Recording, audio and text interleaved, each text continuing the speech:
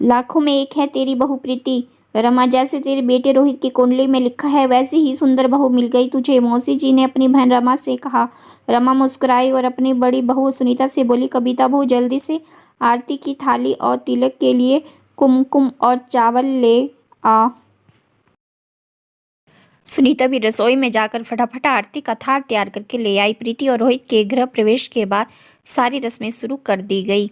कुमकुम वाले पानी की थाल में से जब अंगूठी ढूंढने की रस्म शुरू हुई तब तीनों बार अंगूठी प्रीति के हाथ में ही आई।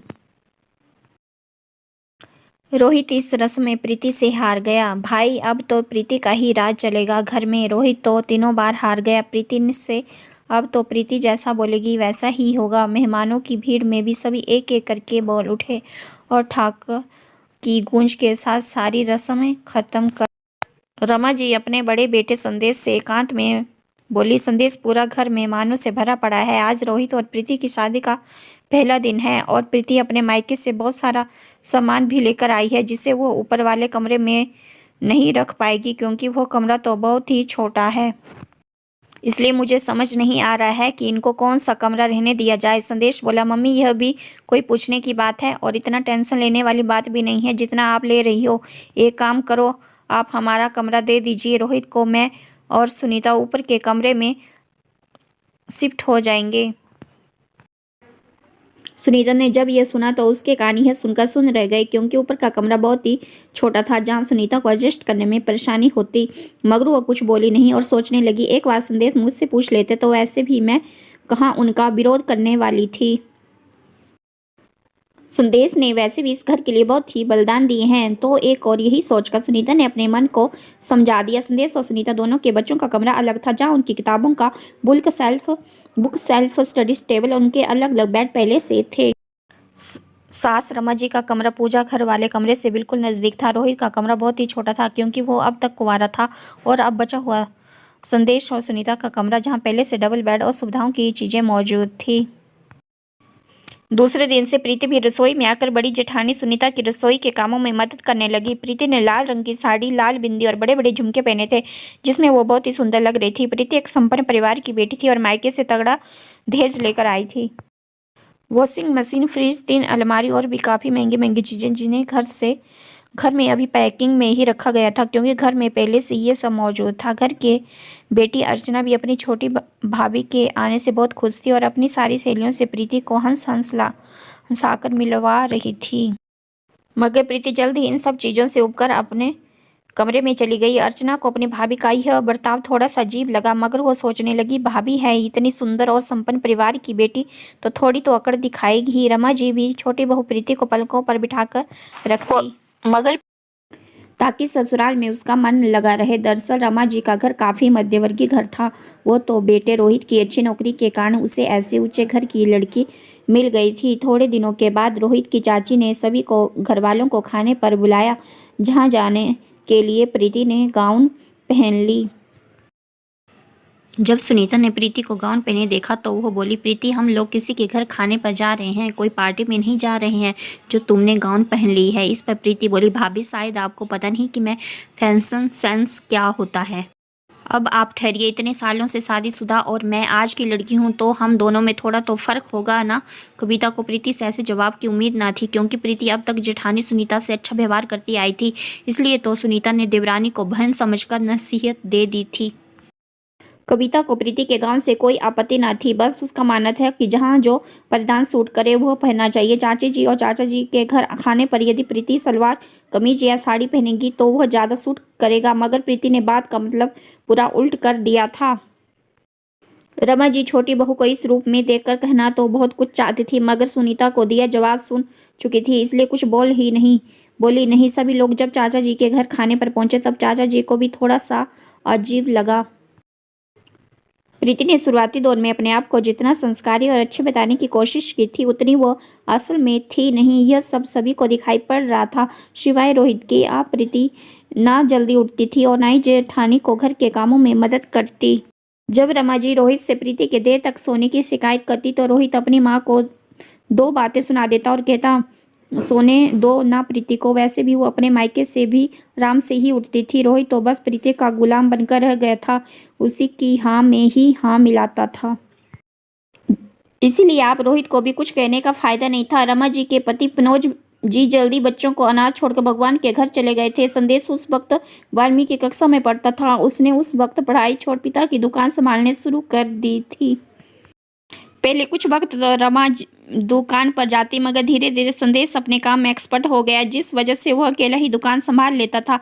घर में 2 छोटे भाई बहन भी रह रहे थे, इसलिए संदेश रमा जी से घर पर आराम करने को कहता, ताकि माँ आराम के साथ साथ घर और छोटे भाई बहन की पढ़ाई भी देख सके। संदेश के रहते रमा जी भी पति के गम से उबर पाई थी, क्योंकि संदेश ने सारे घर का बोझ अपने सिर पर उठा लिया था। फिर धीरे धीरे संदेश बड़ा होने लगा और उसकी शादी सुनीता से करवा दी गई।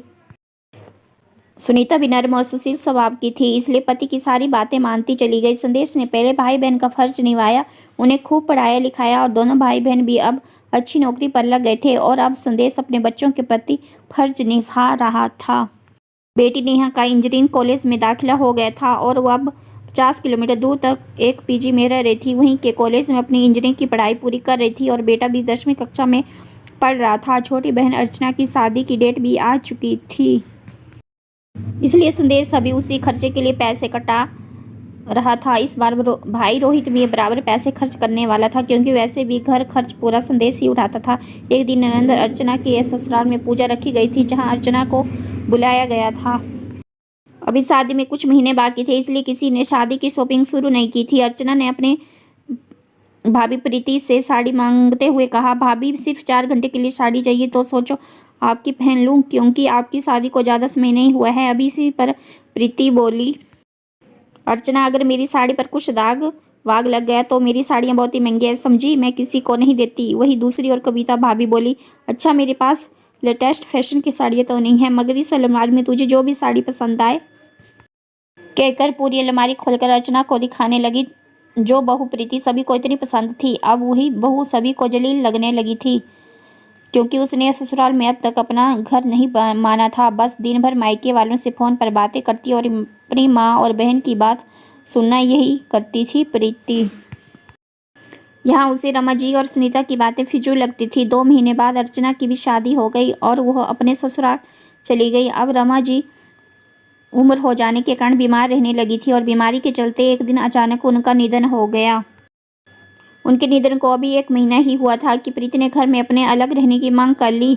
प्रीति अपने मायके के शहर जाकर शिफ्ट होना चाहती थी, मगर यहाँ जेठ जी संदेश बोले, अभी माँ को मरे हुए कितने दिन हैं प्रीति, कम से कम थोड़ा तो रुको ताकि हम इस दुख से ऊपर उठ पाएँ। मगर प्रीति ने घर से अलग होने के लिए नए नए तरीके अपनाने शुरू कर दिए। नया छुट्टियों में घर आई हुई थी। जब वो अपने घर आई, अपने हफ्ते के कपड़े वॉशिंग मशीन में धो जाती और माँ के हाथ के सूखे स्नैक्स भी ले जाती। नेहा अपने कपड़े वॉशिंग मशीन में डाल ही रही थी कि प्रीति आकर बोली, मेरे मायके से आई वॉशिंग मशीन को टच मत करो, अपने कपड़े धोने हो तो अपने माँ बाप से कहो कि तुम लोगों के लिए अलग से मशीन ले आए और आइंदा से मेरे मायके से आई चीज़ों को हाथ लगाने की कोशिश मत करना। यह सुनकर नहीं अपने माँ सुनीता को सब बताया, जो कि रसोई में बेटी के ले जाने के लिए सूखा नाश्ता तैयार कर रही थी। सुनीता ने जब यह सब सुना तो दंग रह गई, क्योंकि उसने सालों से इस घर में कभी तेरा मेरा नहीं हुआ था और आज अचानक इस घर में तेरा मेरा कहाँ से हो गया।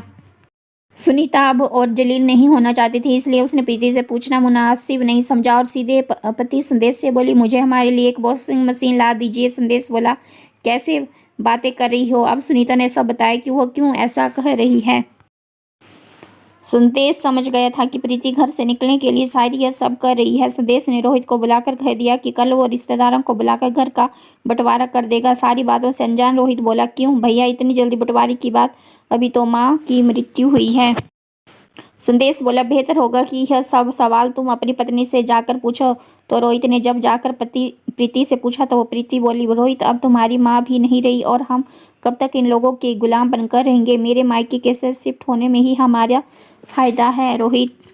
यहाँ तुम्हारे भैया भाभी ने अपना राज जमा रखा है, घर के सारे निर्णय भी इन लोगों के हिसाब से होते हैं और तुम इतना अच्छा कमाते हो, यहाँ इन लोगों से दबकर क्यों रहना। भला बड़े शहर चलेंगे, वहाँ का स्टैंडर्ड्स अपनाएंगे, यहाँ गुलामी की तरह रहने में क्या फ़ायदा है।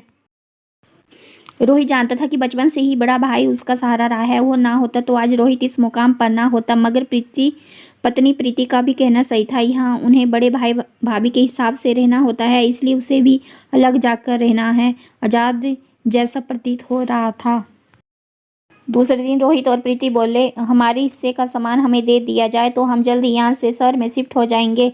सुनीता जो भी घर के बर्तन अलग कर रही सकती थी उसने किया, और संदेश ने भी जमीन जायदाद का बंटवारा करने के लिए उसके मौसा फूफा वगैरह को बुला लिया, ताकि रोहित और प्रीति के मन में कोई रंजिश ना रह जाए। भैया ने बराबर बंटवारा नहीं किया। 10 दिन के बाद ही प्रीति और रोहित दूसरे शहर अपने, जहाँ प्रीति का मायका नजदीक पड़ता था, रोहित और प्रीति ने अपना नया घर संसार बसाया। मगर यहाँ अकेले रहकर रोहित को समझ आने लगा कि वहाँ भैया सारे खर्चे दुकान से निकाल लेते थे, इसलिए रोहित की सैलरी की जरूरत नहीं पड़ती थी। मगर यहाँ शहर में रोहित की सैलरी से ही घर खर्च, हर महीने का किराया, मेंटेनेंस खर्च और पार्किंग के अलग से हर महीने के पैसे, और कहीं घूमने जाओ तो उसका खर्च रोहित को ही भारी पड़ने लगा था।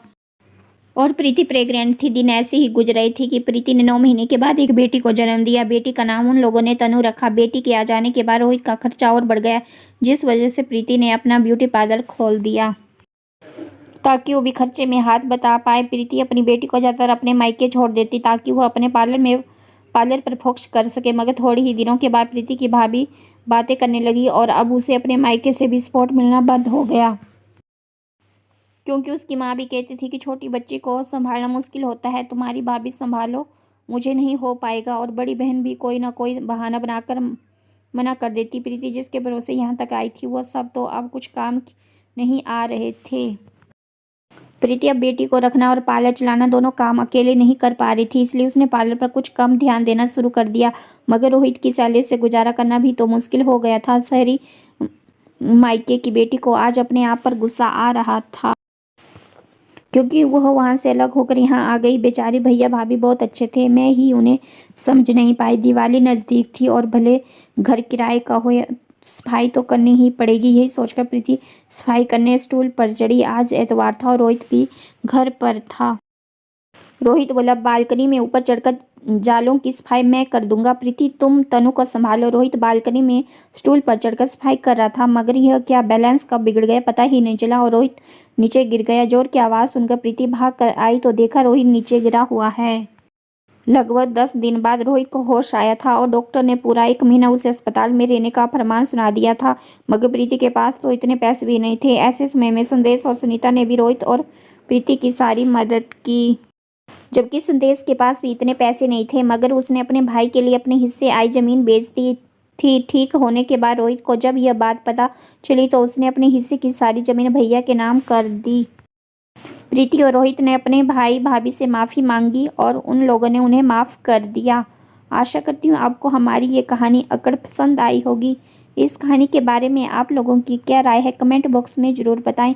कहानी अच्छी लगी हो तो कहानी को लाइक करें, चैनल को सब्सक्राइब करें और आगे इसी तरह की अच्छी अच्छी कहानियाँ देखने के लिए हमारे चैनल से बने रहें। धन्यवाद।